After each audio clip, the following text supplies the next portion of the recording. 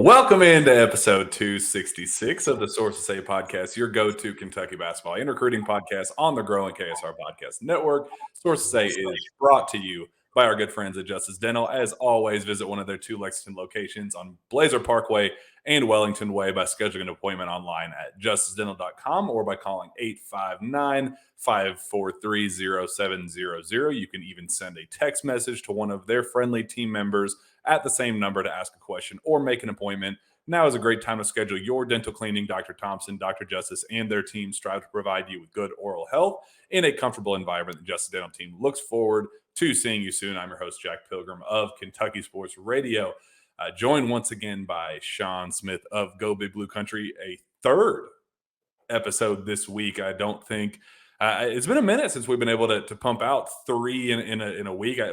Last time was like what, SEC tournament and March Madness, something like that.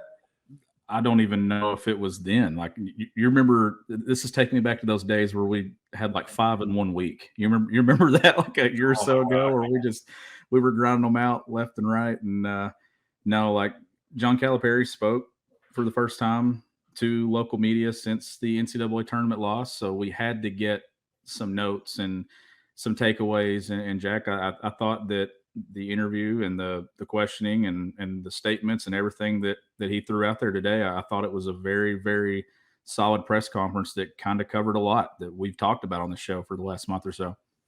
Yeah, I think we came in looking for two answers. What the hell's going on with Aaron Bradshaw? Can we get actual confirmation about what his status is, when he's going to return? If there's, with so much clear PR spin on both directions, Kentucky wanting it to look like it's no big deal, everything's fine, Clutch wanting to be, put on their agent hat and put out their own narrative about time of line for return and things like that. Like, you wanted to get some type of clarity, and I think we got plenty of it on the Aaron Bradshaw front. We also got, what's the deal with the roster? Are there going to be any other additions? Is Somto Cyril going to be a potential addition? Obviously, Cal couldn't comment on that, but could that be an option? Or could the grad transfer route be something that Kentucky continues to pursue? Are there any names to keep an eye on, things like that? Could Kentucky have guys on its own roster that decide to hit the portal after the conclusion of the foreign tour? I know there was so much going on about Antonio Reeves. Would he even be able to be a grad transfer? What his eligibility would be, things like that. And I think we got a lot of clarity in all of those different areas that made me feel better personally about what we've been saying on this show, and get some confirmation in different areas, while also, acknowledging that things still remain very much up in the air up until basically the end of August, before we know exactly firm 1,000% what this roster is going to be going into the regular season. Yeah, he spoke about transfers and grad transfers and stuff hitting the portal there in August, and after these foreign tours wrap up and things, which made me actually wonder if Kentucky's indeed done with its roster. Like we talked about this earlier this week, that you're going to take this period in Toronto and you're going to play games and you're going to evaluate your roster. You're going to look at your depth. You're going to look at everything you have going on. And let's say that Kentucky plays and they have a couple of question marks or an area where they would like to add something. Doesn't mean they necessarily will, but let's say a name goes into the portal, the graduate transfer route, and it's appealing to Kentucky and it makes sense for both sides. Then maybe you see Kentucky dabble in it a little bit later in the summer. And then that led to Cal talking a little bit about the one thing that he would want to change would be the transfer portal and things like that, which we'll get into, Jack. But how do we start this show without talking about Cal quoting Lil Wayne? Like, real G's move in silence like lasagna. He added he has no idea what that means, but that's probably the hardest I've laughed in a John Calipari presser in a long time. I knew where he was going with it because it's one of my favorite rap lyrics of all time.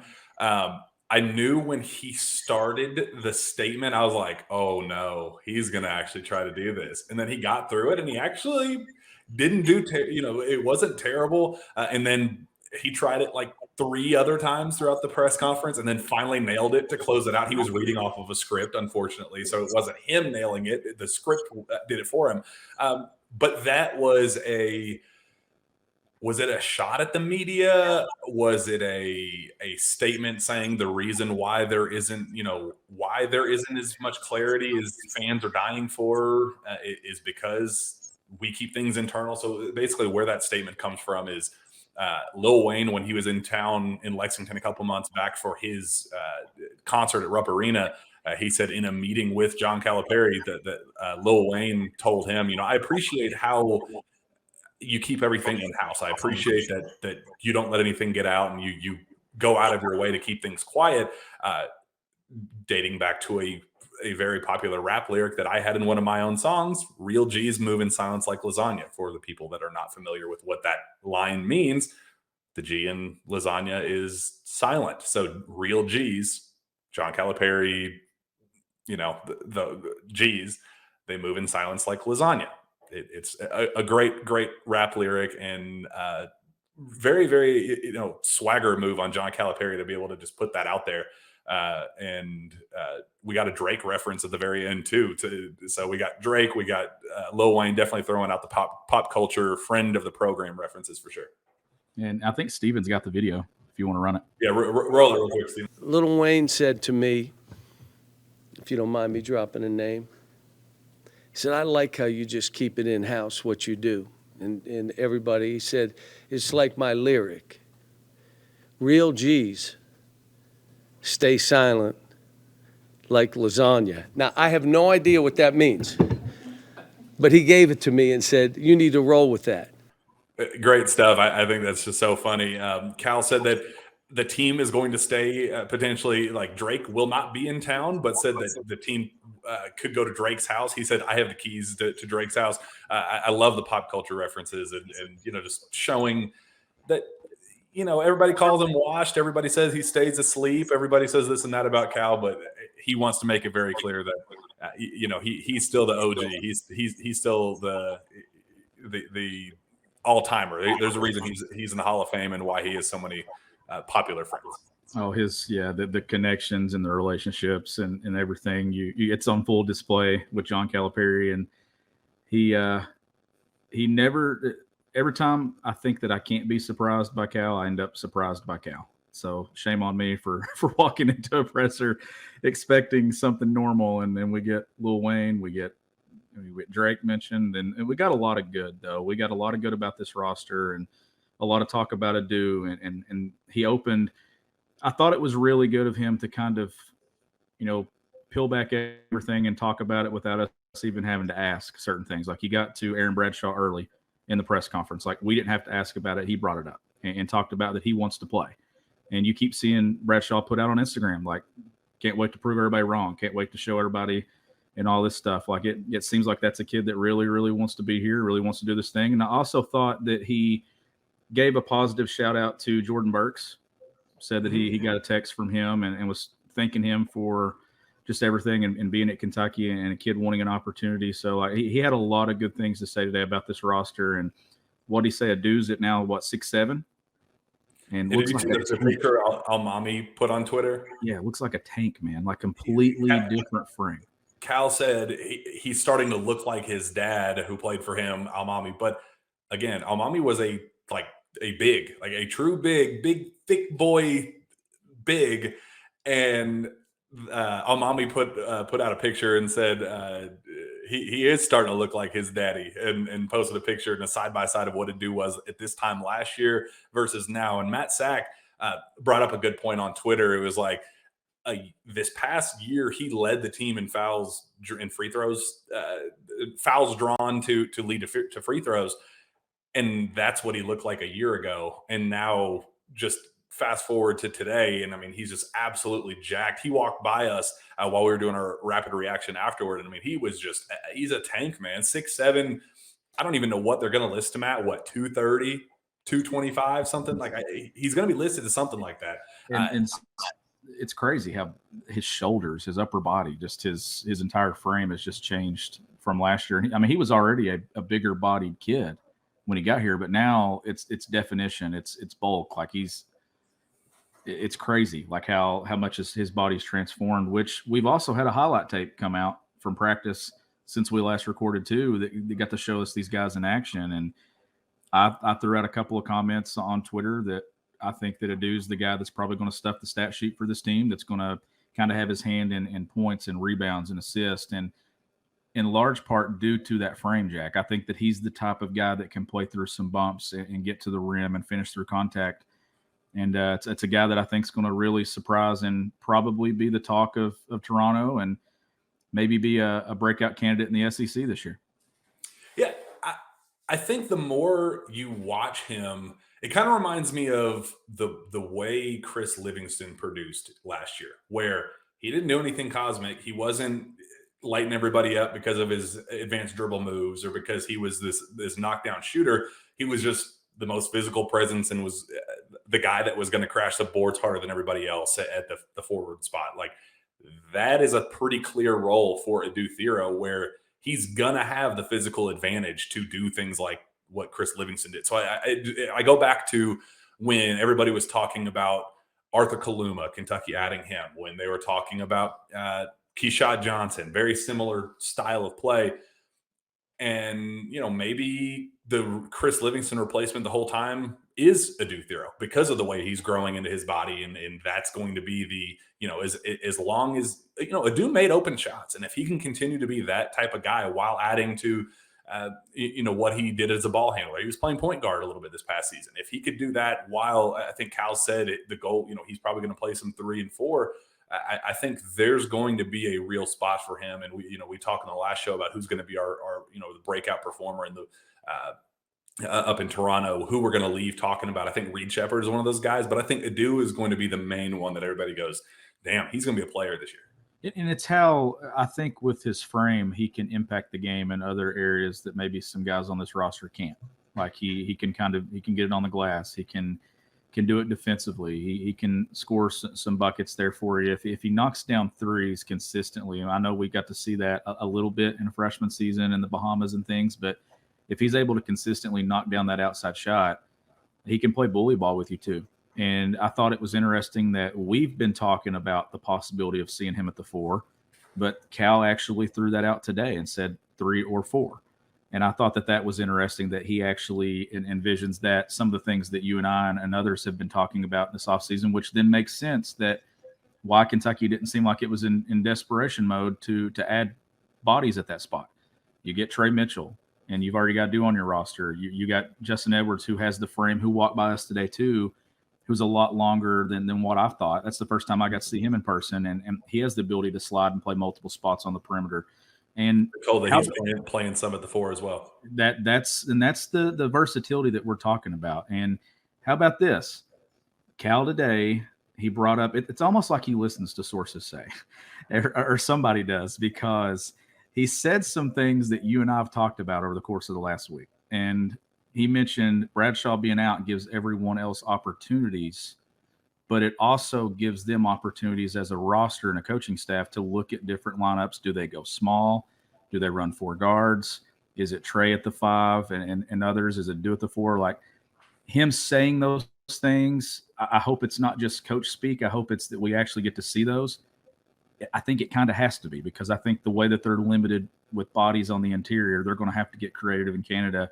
And I think that's going to be something that's going to be intriguing to watch, is how creative do they get with these lineups. And I think that will lead to if there are any other additions on this roster in August. And I want to talk about that because we got really in depth with Cal about the timeline of things and what he knows right now, what he thinks about the team as of today, and then kind of how things could shift and what could make them shift. So it's kind of exactly like you said, what we've been talking about on this show, where yes, Cal is comfortable with his roster right now. His exact quote: "Will we do anything else? I don't believe so." There's your answer, part 1. He then said, but what if this happens and that happens? Maybe we would. It's a little different environment. And then he goes on a tangent about how the NCAA has basically just allowed this free-for-all with grad transfers, where guys could go to, on these foreign trips. They can go to the Bahamas. They can go to Toronto. They can go to, Italy and these other teams going overseas to participate in these events, come home, finish up their graduation stuff. If you remember the graduation timeline, or the summer session for Antonio Reeves when he enrolled at Illinois State was through August 12th. So if you look beyond Antonio Reeves and other guys in that position, there are going to be people that come back from their respective foreign tours, finish up their summer classes, do whatever it takes to hit that to graduate, and then hit the portal. And we could see a huge shakeup. And Cal acknowledges that we could see a huge shakeup throughout the whole college basketball world.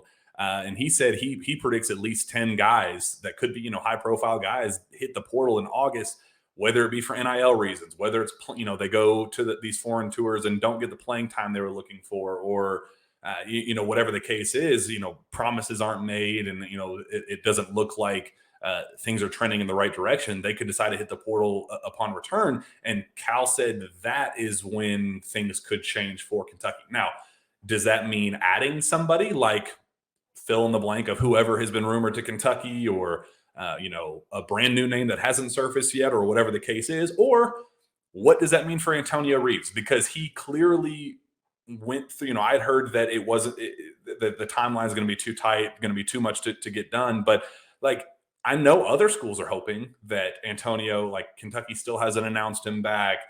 It was that weird, why it felt like he was looking for a reason to leave. You just never know until you know. And I think Cal kind of acknowledged that, saying, Antonio looks like a brand new player. He lost the anxiety. He's not the same, he's just coming in here and hooping, and that's what we wanted him to be. All great things. And it sounded like Cal expects him back. I expect Antonio Reeves to come back.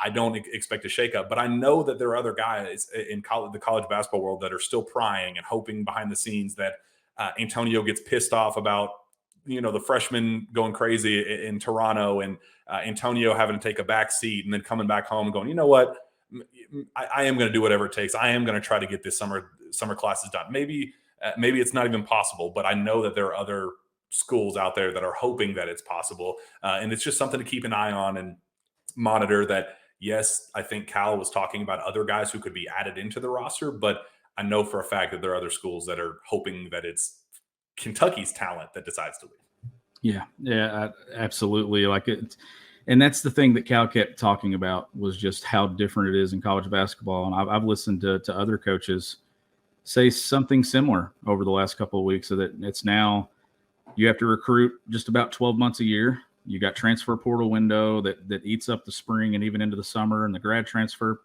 the portal's closed, but now you have grad transfers that can become available in August and not only leave your program, but join your program. And I think that I said that date was August 28th. I mean, that's 2 full months away from today. Yeah. I mentioned that a Sweet 16 team added, 4 guys and things. Like it's crazy how different the game is in the last few years, and how all this has shifted. He talked about the COVID year and everything, and how much older college basketball is. And, but when you're talking about guys going to the portal and stuff, the one thing that I will say from talking to college coaches, and I know you've had discussions with coaches and assistants and things too, everyone around the game knows the temperature in each program. There's a lot of talk, whether guys are in the portal or not. People at Kentucky know what's going on at Arkansas. People at Kentucky know what's going on at Duke. Just because you don't have anything, of substance yet with the portal, there's enough buzz and talk among the coaching world. That's like when we sit down and stuff, and coaches come up and talk to you and I, they're like, oh, what's going on in Lexington? They already know. Like, we don't have to tell them what's going on. Like it's a universal thing around schools, that they know what's going on each campus, whether they've been told directly or not. There's enough talk going on. So maybe that's why Cal was mentioning some numbers and 10, things. Yeah. It's a specific number. Why 10? Yeah. So just something of note and interesting that stood out to me. Yeah. So I think Cal, I think that's why he worded it so carefully. He said, do I believe that we're going to add anybody else? No. I don't know why he would expect the perfect fit to fall into his lap in the transfer portal, or that, anything's going to change. Like, with Reeves, it's like, man, he's back enrolled in summer classes here. He's moved back into his dorm. Like, it would take a dramatic shift for him to get pissed off and feel that he needs to leave, and even even if the very slight chance it's possible. I still am not convinced. I've never been convinced that it was possible, but even in the slight chance it is possible, like it would take a huge changing of winds for that to happen, and things to really go south um, in Toronto for that to unfold. So I feel like Cal is confident for a reason that this roster, this 11-man roster that he has right now, is going to remain intact. What happens with Santos Cyril, I'm still very iffy on that. Like he says, like I mean, Kentucky says he's staying at 24. OTE says he's staying at 24. His own people are saying he's staying at 2024. But why announce his commitment right now when all of the talk the entire summer was about him enrolling early and doing whatever it takes to get the coursework done so he can enroll in August? Why commit right now instead of October or November or December or whatever the case is? It feels very similar to the Ugo situation last summer where, oh, Ugo's definitely not reclassing. Stop putting out that he's reclassing. It's not going to happen. Oh, and then he's going to, then he ultimately reclasses. So I feel like Cal just put a very strong placeholder there saying, I think everything's going to maintain the way it is right now. But until I like the shot at the NCAA, until the NCAA does its job, because right now that deadline is August 28th, which is unacceptable. Like, you can't be scrambling in September trying to figure out what your roster is going to look like. This needed to be done at the beginning of June at the latest. Like if you want to give them a little bit of extra time, grad transfers, whatever, give them a little bit of extra time. But for this to last all the way through August 28th is insane. And I appreciate Cal going out of his way to be like, the NCAA needs to do something about this. It may work in Kentucky's favor to add a high-profile guy at the end of the day, but I don't think Cal even wants to be put in that position. He'd rather have things stuck the way they are so he can focus on the future, not what the roster looks like right now. Yeah, and another note that I thought Cal really hit on, and he kind of led with it too early, was that they're not, and it goes back to the Lil Wayne lyrics and stuff, but they're not kind of showing what they're doing when it comes to NIL, because it's a competitive advantage. It's a competitive field, right? Like it's the same thing as having game film and scout and game prep. Like you're not going to tip your hand and stuff to what opponents and to your opponents before you play a game. So when coaches call and say, hey, what are you doing at Kentucky? It would actually, when you think about it, Jack, it would be pretty foolish to tell what you're doing and how you're doing it, because then you're giving the blueprint to another team in college basketball that you go up head to head against in recruiting to do something and say, well, this is my pitch or this is my thing. So like hearing from Cal today, actually, it answered some questions for me, and it explained some stuff to me too, that all this is just ever changing. Like this environment in college basketball, think about the changes. So I've been on the show with you since the COVID season. Think about the changes in college basketball since you and I started working together. It's unreal. Like if you just could go back 3 years, the things that we're talking about right now, if me and you had even mentioned them to one another, we'd probably been like, that's insane.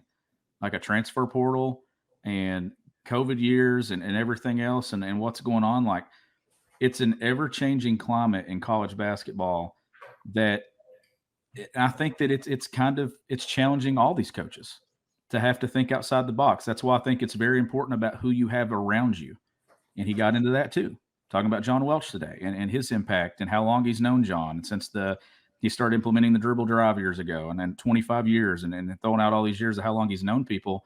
It's very important that you as a head coach know what you're doing, but I think it's even more important that the people around you are experts in certain areas and it doesn't need to be universal. It needs to be like, this guy's really good at this and this guy's really good at that. And then you combine it and you kind of cover all bases. And I think that's where Kentucky's trying to go as a staff right now.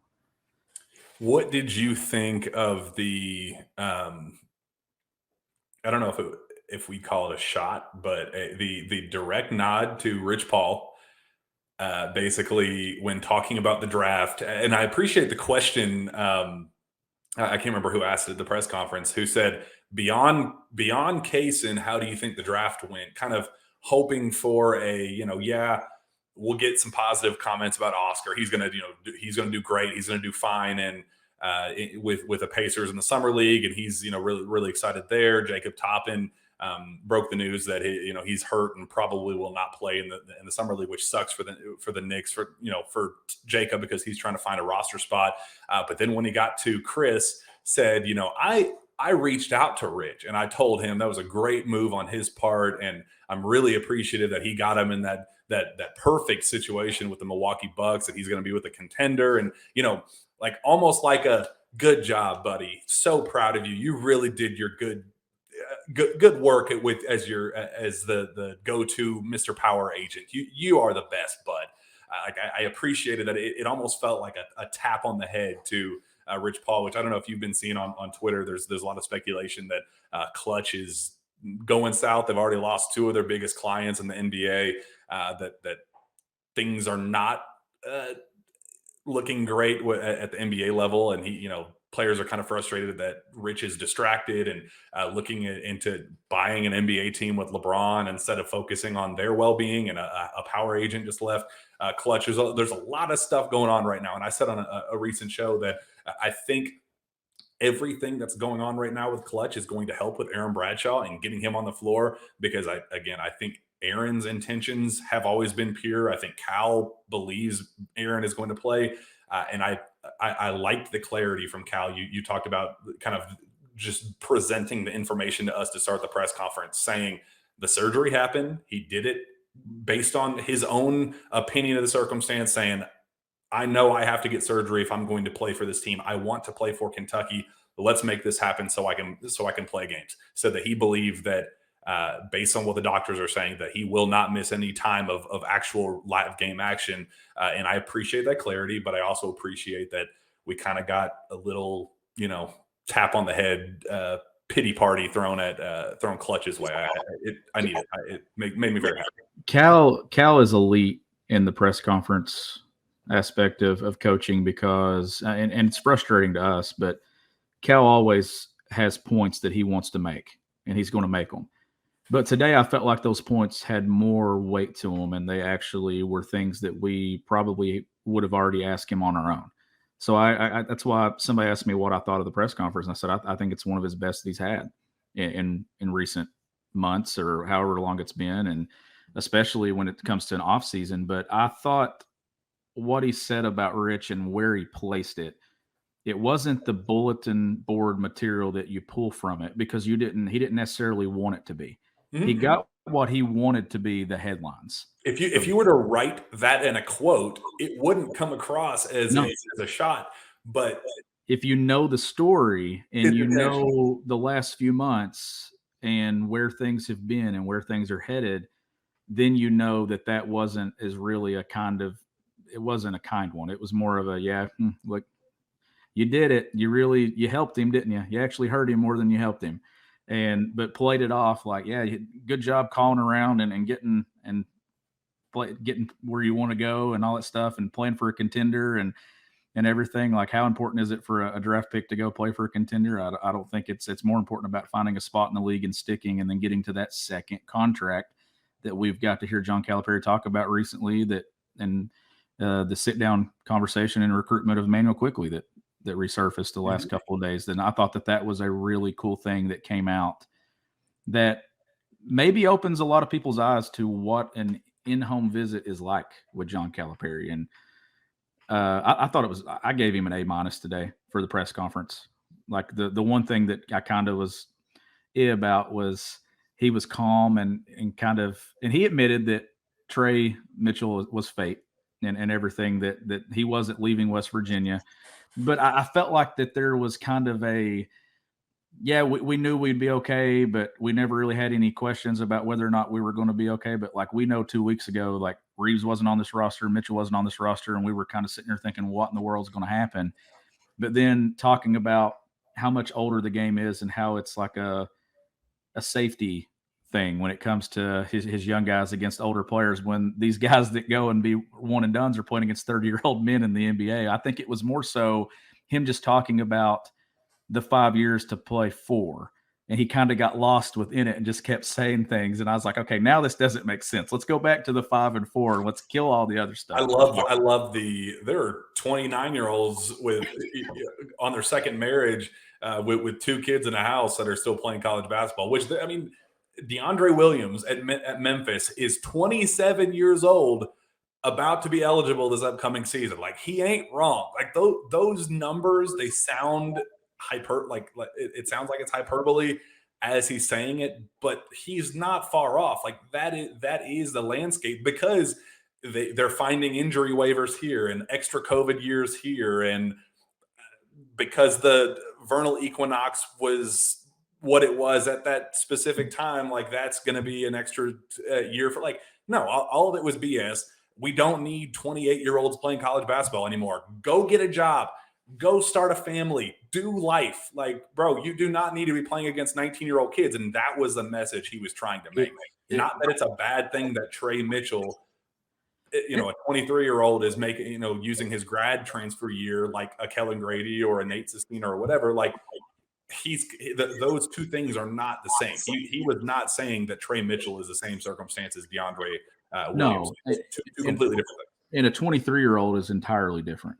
Like, it makes sense for Trey Mitchell to take advantage of this extra year and play it at Kentucky, or not even Kentucky, if he'd have played at West Virginia. Like, that's okay. 22, 23-year-old window, but 27, 26, 28 years old and still playing college basketball. Like, there are dudes in the league that have been in there 8, 9 years, and you're still in collegiate basketball at that age.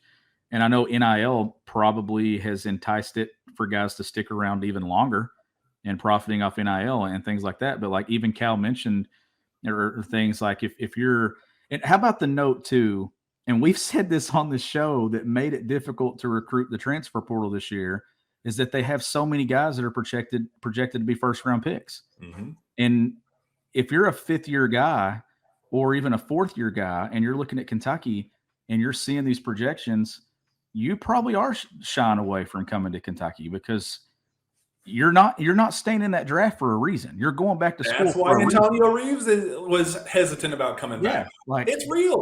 That's just the way it is. And Cal's not changing for anyone when it comes to recruiting the best. He made that clear today. They're still going to recruit the best of the best, and it's going to be young guys. He mentioned that. The portal will be what I think it was meant to be all along. I think this is how, when it first came out, transfer portal and stuff, and we talked on this show about what would a UK roster look like 3 years from now. I think we kind of got caught up in how many pieces they had to add from the portal a few years ago.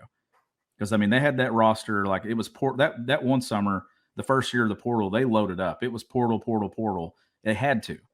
Now they're back to getting those elite guys in a recruiting class. Now, we know that recruiting classes in 21 and 22 and 23, they're not equal in talent. Like they fluctuate. Like one is better than the other. 3 years from now, a class may be significantly better than the last 3 classes in what you're recruiting in high school, but he's still getting the best of the best. But I think the way you look at this roster, that's what I think it's going to start to look like more. Maybe not that many freshmen. Maybe you'll have a little bit more turnover and stuff coming back. But I think just a couple of seniors that maybe you get from the portal might be the way that Cal goes with this new approach to the portal and things like that. Maybe it's grad transfers. I don't know. Like the NCAA, I agree. There needs to be something done with the availability of when guys can go in the portal, the grad transfer rule, all these things. It's just too much. I was listening to the Field of 68 the other day, and they had on Wes Miller and then Scott Drew, and they were talking about just how tasking it is to be a coach, how it takes away from your family, how it almost breaks apart marriages and families because you're having to work every single day now. Like you're having to recruit, Jack, in as soon as the season ends in March or April, you're having to recruit your guys, and then there's names going to the transfer portal left and right that you're having to touch base with. It never ends. And now you think you get a break, but you're about to go, you got a live period here, you're about to recruit, and then you come back in August and you might lose guys as grad transfers. It never ends now. There has to be something done from the NCAA at some point that at least gives a period where there's a month or 2 months to where there's not all this chaos. And that's not just basketball. That's across the entire collegiate game.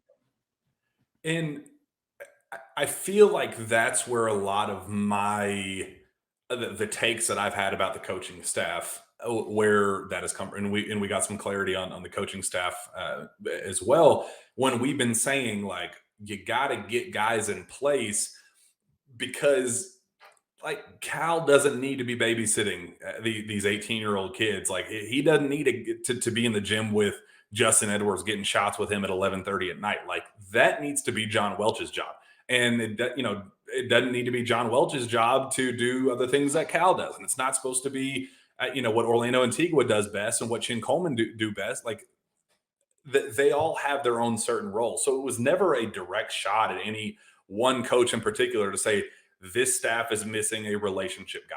This staff is missing because I think that they're all kind of stretched too thin where Cal is having to make up for some other, when you have the empty spots on the staff, you got other guys doing things out of their comfort zone or getting away from their specialty that is leading to bad decisions, I think, with evaluation. And when you have Orlando Antigua focused on one thing, he should be spending his time doing something else. Like that's where this new addition, getting this fifth guy, like that's been the push there. Like it's never been a shot of like, oh, the staff sucks or that they're missing this or this because this guy's incompetent or what. Like it's never been about that. It was you have 5 spots, utilize them so you don't have to overwork in certain areas. So Cal doesn't have to do things that a coach of his age and experience and somebody, as you said, who has a life and has a family and like he had. Everybody jokes about Little House on the Prairie and all that stuff, but the dude deserves to watch what he wants to watch when the time. Like he doesn't need to be watching film until 11:30 every single night with his wife. Like he deserves to have a life too. But that's where other guys need to step up in other areas, and where the managers come in, and the grad assistants, and the like. It is an all-in effort at a place like Kentucky, and I think that's why I'm glad that we're at the point now where Cal acknowledged that in the next 10 to 14 days we're going to get a staff hire. The expectation has been that Chuck Martin is going to be that guy. However, he worded it very creatively, I think, where he said, he kind of threw in the Lil Wayne line again, the G's move in silence like lasagna, almost like, I know what's being reported. I know Chuck Martin is, the guy who has emerged as the favorite and all that stuff, but maybe I have some other stuff in the works. And I know, like, what happens, Shawn, if Chuck Martin is your guy? You have a loose handshake agreement in place where he's going to be your guy, and then Jalen Rose gets laid off at ESPN, and he becomes available today. Like where that was not an option for Kentucky leading up, but Cal had talked about the idea, and Jalen Rose, like, I'm not saying that that's going to be your next hire, but I'm saying, like, what if that were the case where Cal has talked about wanting to get creative? There was the talk about Rajon Rondo and him wanting to kind of throw a haymaker with the coaching staff changes. Jalen Rose would be a kind of haymaker that, for me personally,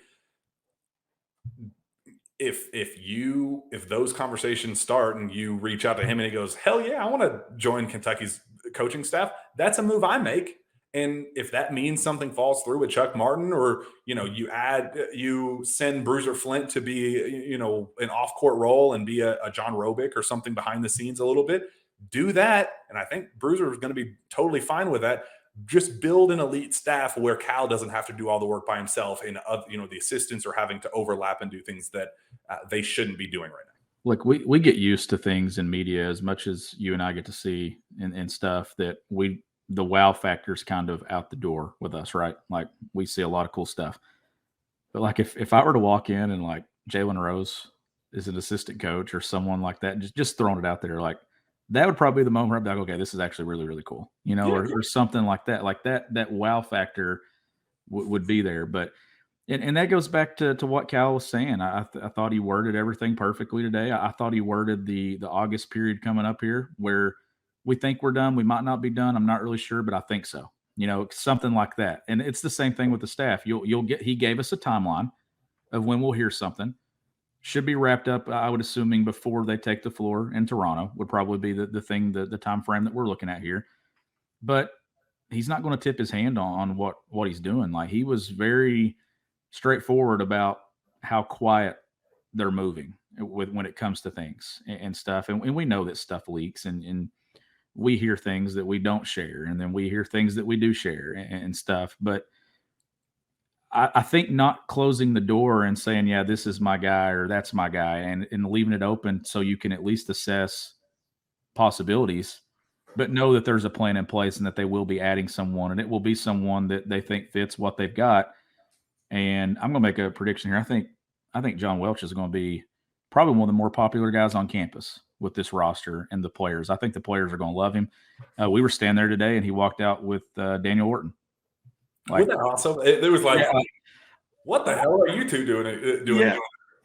It was having a full blown conversation walking out, and then we see Justin Edwards and Reed Shepherd and Tyler Eulis walking out together. Like these guys getting on campus and getting to start their life with Kentucky basketball and stuff, and getting this experience of playing. And Cal mentioned it. This isn't teams that Cal's called to say, come play us, that he can stack up and win by 40 or 50. Like these are teams that Baylor went 1-4 against, and Cal mentioned possibly going 0-4 today. Do I think Kentucky will win a game in Canada? I do. I think they'll find a way to get a win, but this is really going to be good for these guys.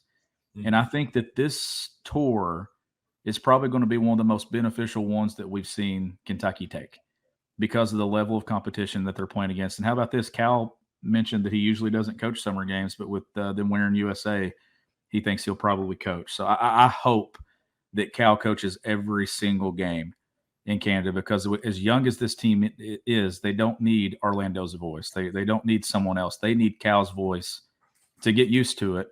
That way, when you get into November and December, you've already had 4 or so dates and got experience of him on the sidelines. Because, look, practice Cal's different than game Cal. 100%. Yeah. We did get a release the U23 men's national team roster for Global Jam for Canada.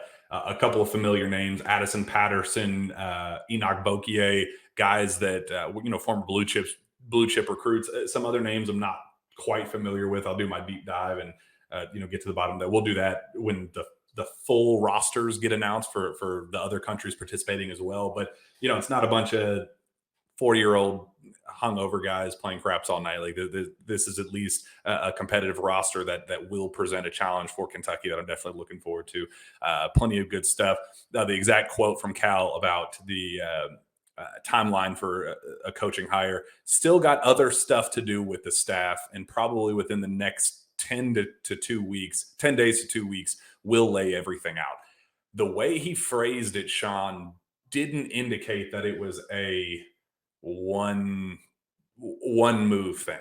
So I don't know, like, we'll lay everything out. We've got other stuff to do with the staff. Like, you'd think if it was just a one thing, one coach addition, you'd say, yeah, I got a guy in mind. We'll see what comes together in the next week or so. I'd like to get that in place. It kind of felt intentional. We've got other stuff to do with the staff. We'll lay everything out in the next 10 days to 14 to 2 weeks. So we'll see. It made me think that we're going to hear from Cal again pretty soon. And when it comes to maybe wrapping up whatever the move is the staff makes. And I don't know if we'll get him in person again, but it wouldn't shock me if we get some type of availability leading into Toronto before everybody leaves. Because I don't think everyone in the local media is going to be there or going to go. So I wouldn't be surprised if we at least get some of the older guys or players available. I don't know how they'll do it, but I'm assuming that something. I mean, we still got it's not quite 2 weeks until everybody's up there, but it wouldn't shock me if sometime late next week before they load up and go that we get something else, and maybe then we get an opportunity. And we know at some point we'll get to talk to the new additions to the staff and things like there'll be points throughout the summer where we get to talk to these guys. So should be a lot to talk about in July. Probably the busiest July we've had on the show coming up here. And it's going to be a lot of fun. So make sure you hit the subscribe button, stay locked into us. And I'm having a blast with this. 3 episodes this week. And it feels good. Like it just, you get in a rhythm talking about this, and it makes it exciting and things. And I just can't wait to watch these guys take the floor, and let's see what they can do.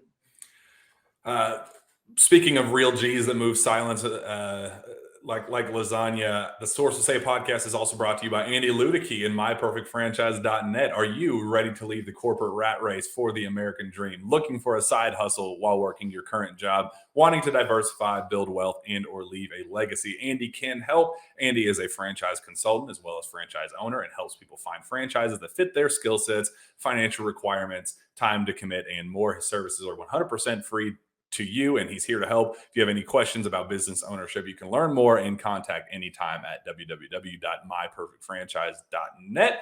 Shawn, great show. Appreciate you jumping on here with me. Good stuff.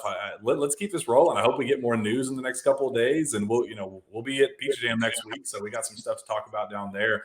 We'll be on KSR again. Make sure you set your schedules. July 6th, 10 a.m. to noon. We'll be there on 6:30 WLAP. Plenty to talk about on that show as well. But we'll be back on this show. We'll keep these live streams going and make it happen.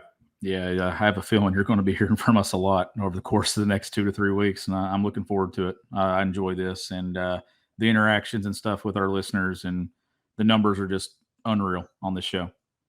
Where can fans find your work? You can find my work at gobigbluecountry.com, and you can follow me on Twitter at GBBCountry. Find me on Twitter as well at Jack Pilgrim KSR. Reach out to me via email, jpilgrim@KentuckySportsRadio.com. With that, we'll be back next time for the Jam Pack Sources Say podcast. We will see you then.